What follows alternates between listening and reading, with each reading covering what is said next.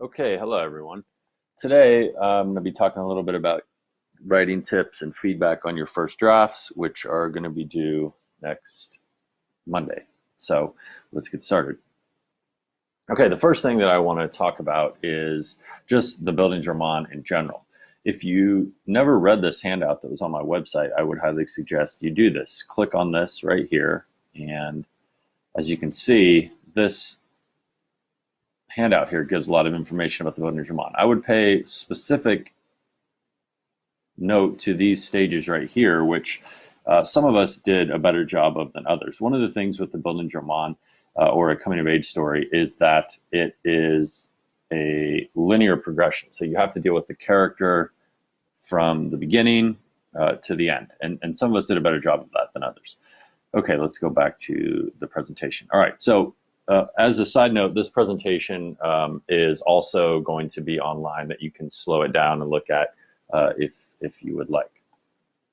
So first thing, thesis statements, as always in AP Lit, they need to be arguable, they need to be interpretive. Lots of people made good claims, but they didn't really make an interpretation. So it isn't enough for you just to point out that the characters grow or change. You need to say how.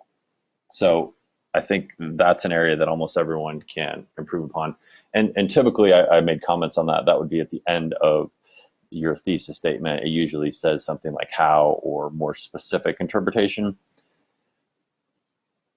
Okay, with respect to coming of age, and this is something that I spoke about a second ago, the importance of innocence or an example of naivete for the character, this cannot be overstated. It's really important that you establish this early in your paper. If you don't establish how the character is at the start of the work, your argument isn't really credible. A lot of people wrote about how a character is initiated into adulthood or how they were established as a new persona. However, they never really showed how the character was at the beginning. So for example, how do we know that Ellis is innocent? You can't just say that he's innocent, you really have to show it. So think about scenes with May Pearl. Think about scenes early on with his father or mother. Think about perhaps his reaction to Mud and how easily he gets caught up in that situation and how those things reflect his innocence. For your novel, everybody's novel is different. So, but again, I think all those things need to be established. And some people did a really good job of that. Some people kind of alluded to it, but at minimum, you should devote, as I say here, at least one paragraph establishing this in your essay. And really that should be probably 2 paragraphs because you should really write about one character and then the other. Okay, comparing and contrasting.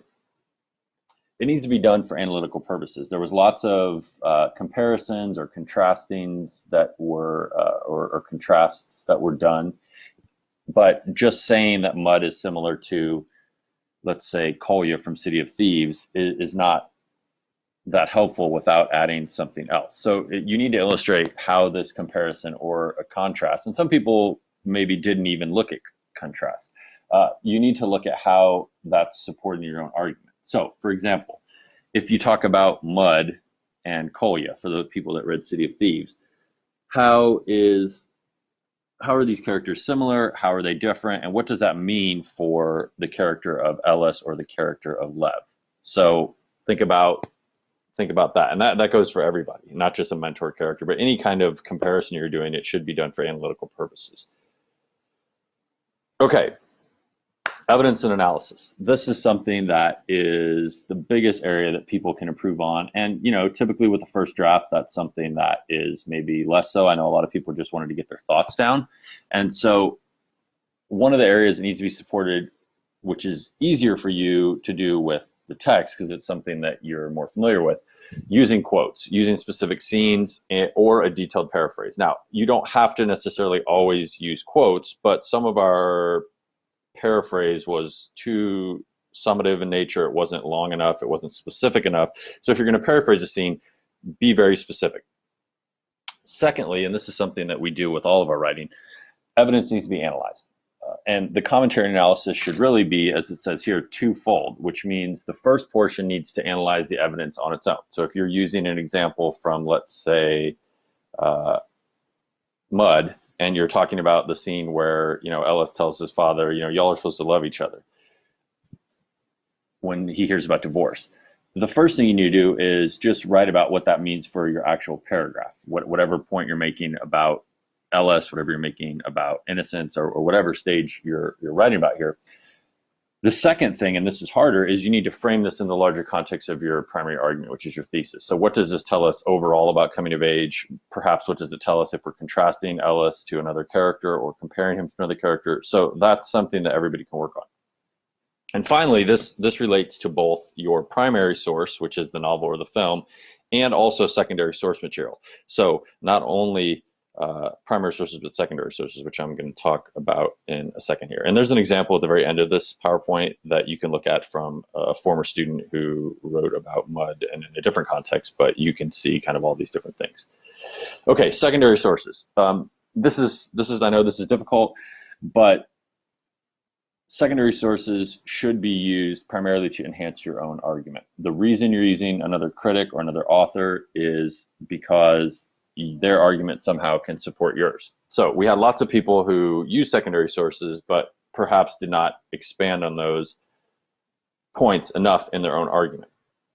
One of the things that I put here, and if you forgot about They Say, I Say for AP Lang, or maybe you didn't take AP Lang, that was that book that you read over the summer for the summer assignment in between your 10th grade and 11th grade year. But I've also left a link right here if you click to it, which will open up here.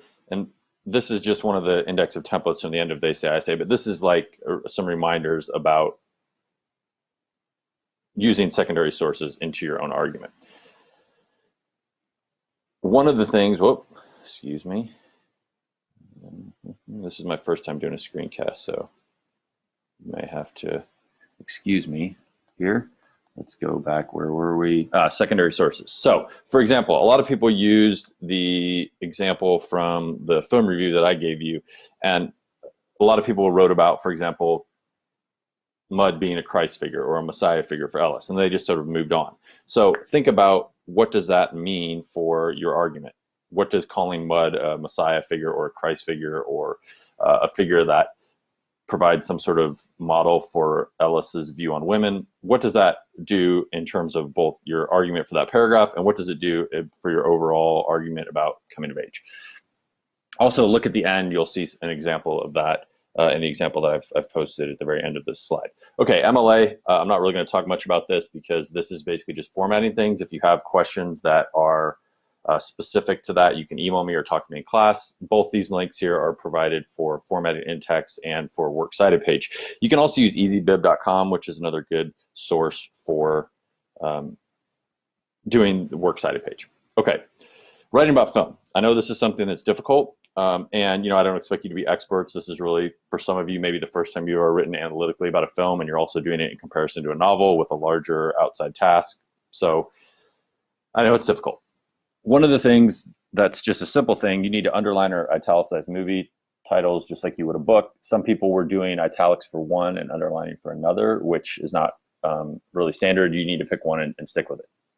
Another thing that's just a general reminder, you should refer to the actors the first time you reference them, and there's different ways you can handle that.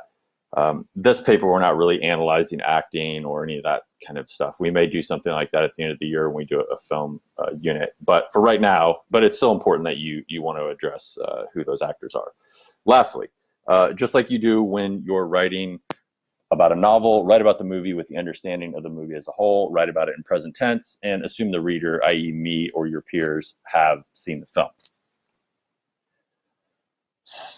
Also, for providing evidence, and this is something that I would say every single person needs to improve upon with writing about the film Mud, and that's okay.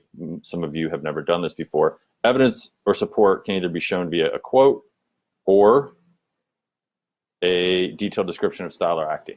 So, with respect to style, talk about music, talk about camera placement, framing, setting, or, which is easier, talk about line delivery, physical movement, facial expressions, etc. If you want to have a compelling evidence, if you want to have compelling points, you're going to have to rewatch the film, or at minimum, look at specific scenes. Okay, here's an example I want you to look at. You can look at this in the PowerPoint.